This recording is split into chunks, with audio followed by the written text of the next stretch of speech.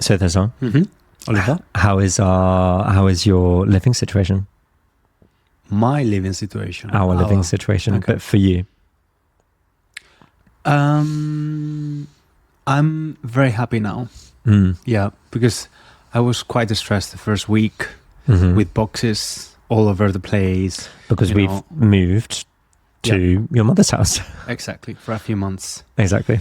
Until the renovation of our flat is finished. Yeah. And so yeah, because I wanted you to be, comfortable, but I also wanted my mom and my sister to be comfortable in their own house. I have to say, everyone. Well, before you do say anything, maybe we should cut to the introduction, and we'll leave that on a cliffhanger. Okay. So, welcome back to. You're such a podcaster. Yeah, I have to say.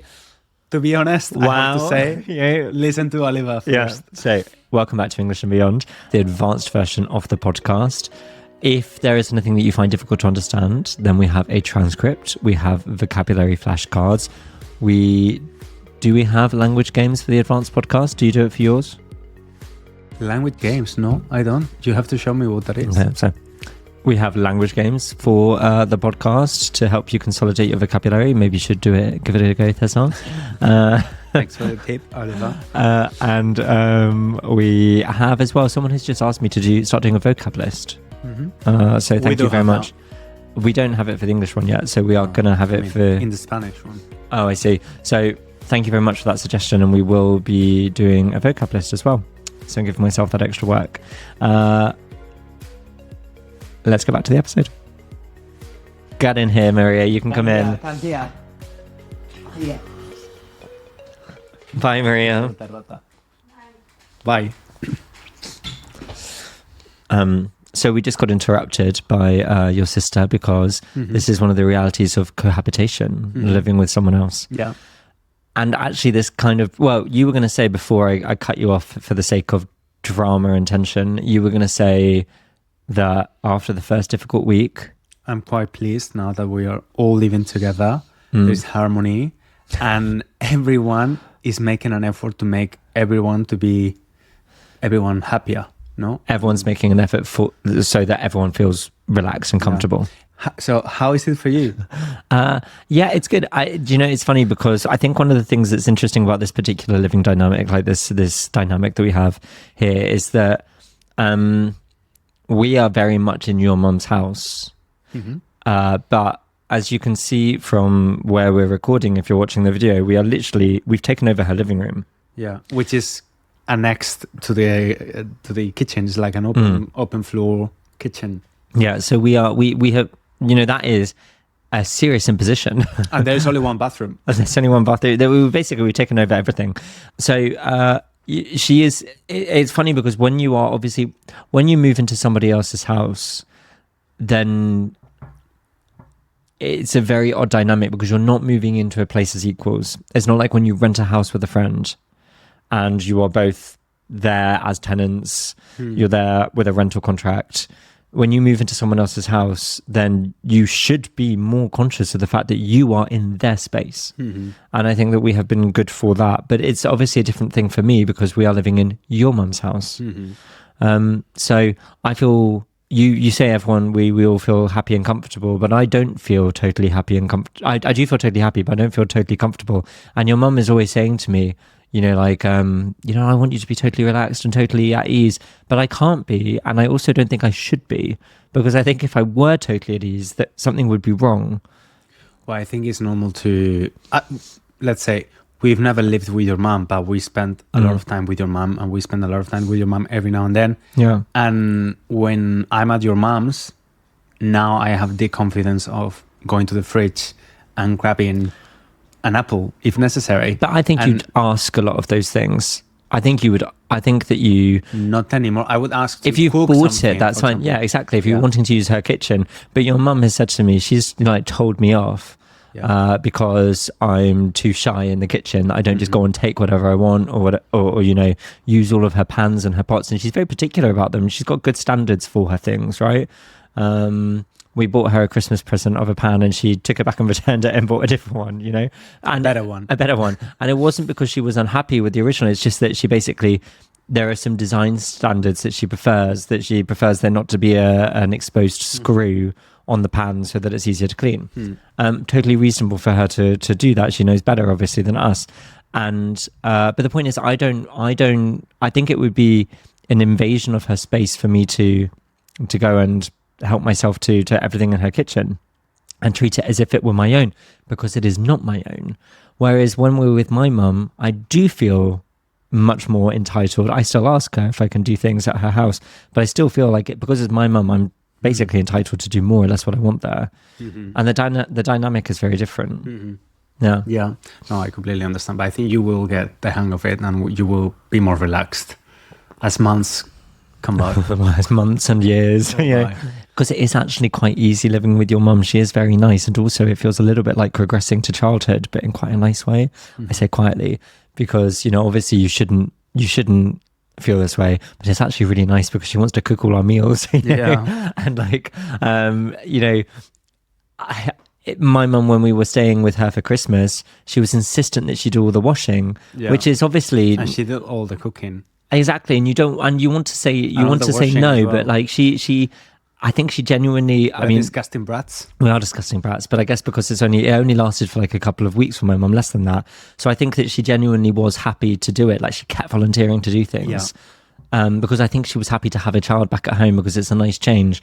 So maybe your mum will change after a few months. Well, no, I mean, for example, today she was like, no, I will hang the washing. I was, no, I will do it. Because it's quite easy to fall into that. You know, moment of she will do it. Well, I think that's very unfair. It is unfair, but like mothers, and so many mothers are so selfless. I know that if I were a parent, I don't think I'd be, if my child came back when they were 36, I don't think I'd be washing, ironing and folding his and his partner's boxer shorts. It's very common in Spain this right now. Well, going back to your fly, like my cousin, because we say living in his parents' flat after living with his girlfriend for a few years in a different flat, they went back. He went back with them along with his girlfriend for 2-3 years. Wow, and now they're moving out again because they bought the flat and they were renovating. I bet the parents are happy. Yeah, I guess so. We say that you fly the nest in English. So they've flown back in, you're saying. Well, I mean, it's interesting because when we've lived together with someone before as well, with Francisca, who is actually she's been in 2 episodes of the podcast. And I think she found that sometimes a bit difficult, because that is another dynamic, living with a couple. And also we were living in a flat that my sister owned. Yeah, which is another level. Yeah, because you're not there in an equal way. I have a different reaction if something gets smashed than if she does. Sometimes when people leave the tenancy, they're like, move the bed and we'll hide that stain on the floor. And obviously I'm not going to do that with my sister, who's very fearsome as well. Very well. Fearsome. Fearsome. Quite a terrifying person. So Shasha fears. So if my sister finds, Shasha is a pseudonym for the podcast, Jean. If Jean finds a stain hidden in her flat underneath a piece of furniture, she'll go mental. And I'm not gonna split the deposit. We didn't do anything like that, right? I don't think so. Well, she hasn't found it yet. If Francisca did, I think we took care of the flat. I've always treated the flats I lived in as if they were mine. Okay, great.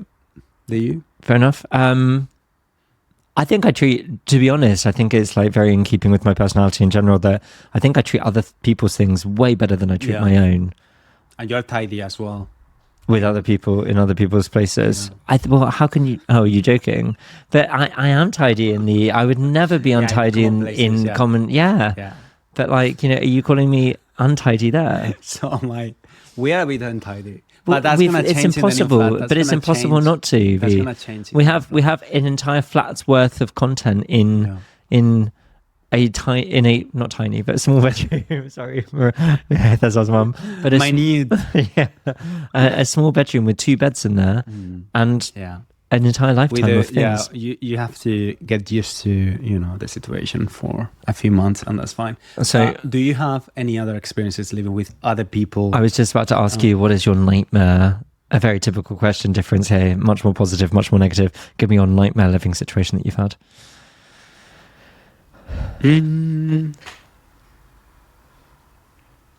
I mean, I once shared a flat with someone who was always working. So every time we had someone at the place just having dinner, she was always like, please, guy, keep it down. I'm working tomorrow. I'm getting up at 7 a.m.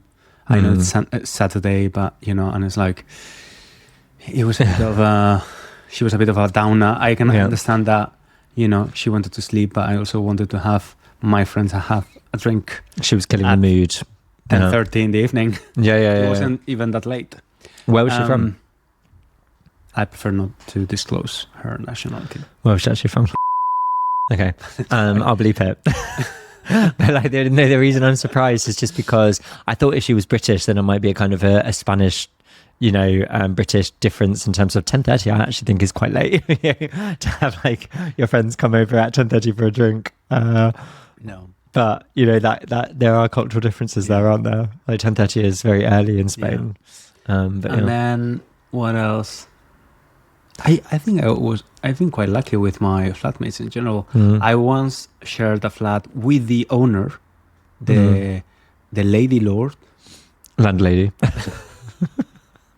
landlord or landlady. The landlady was living with me, so she was renting the room for me, and she was a vegetarian, and at the time I ate meat, and I was like, I didn't know how it worked, so I was like, do you need me to use different pans and things like that? She was like, no, I'm quite relaxed. She was very nice. She was always like meditating, and the only thing she asked is that I didn't bring like foreigners, like strange people. Foreigners.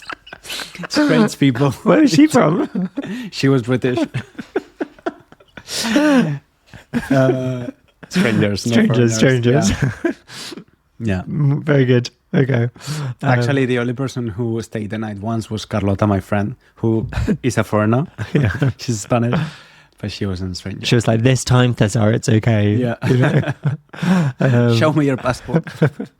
So, what about your experiences? Because you have lived in Italy, China, Spain, the UK, Germany. Well, actually, just I never lived with anyone else in those countries apart from in the UK. Obviously, I've lived with lots of other people. In Germany, one of the years that I lived there, I shared, and in Italy, China, Germany. Other than that, I actually never shared with anyone. So it was fine. That was easy. Just living with my crazy self. The worst flat you can have is yourself. No, I actually know, because when I am by myself, I really am quite, you know, disgustingly messy and everything. But no one cares unless someone does an unannounced visit, which is obviously dreadful. Do you remember? Sorry to interrupt. Do you remember when I surprised you and I went back to London without letting you know? You thought I was going to go the following day. So I went to the place. I opened the door of our room and it was like covered in clothes. Like it was super messy, and you were embarrassed. I don't remember that. I've got that video. That must have been quite early on in the relationship. I don't remember. I do remember that when I was at university and I was living out.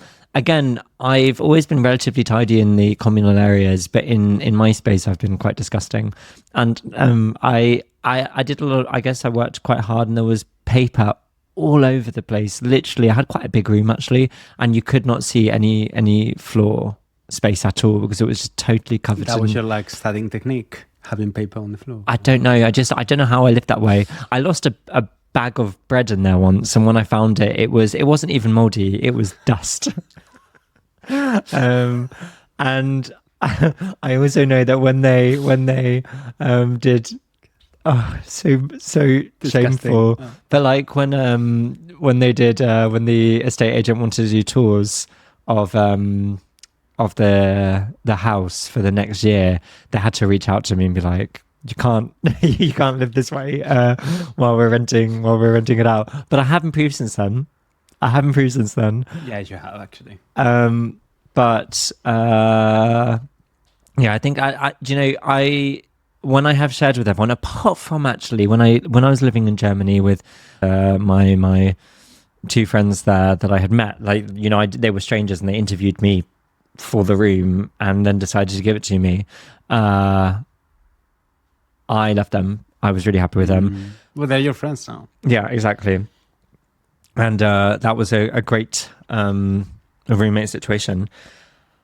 With almost everyone else, I have really, really liked them, but I have also been very happy to see the end of the tenancy. And maybe it's because it's easier living with 2 other people than 1 other person. But I have just been quite pleased that I didn't have to see them every day. And I know I am the one at fault there. I know I am being unreasonable, but I am someone who I find it hard to tolerate one person for a very long period of time. What about the flatmate you had for the longest, me? Well, yeah, but we've talked about this. You are different, and so that's fine. I mean, which I guess makes sense. But I kind of like you. Yeah, the worst thing actually was when my bedroom had an ensuite, which was also the flat's only bathroom. If that makes sense. So there was a door from my bedroom into the toilet, and also a door from the toilet into the living room.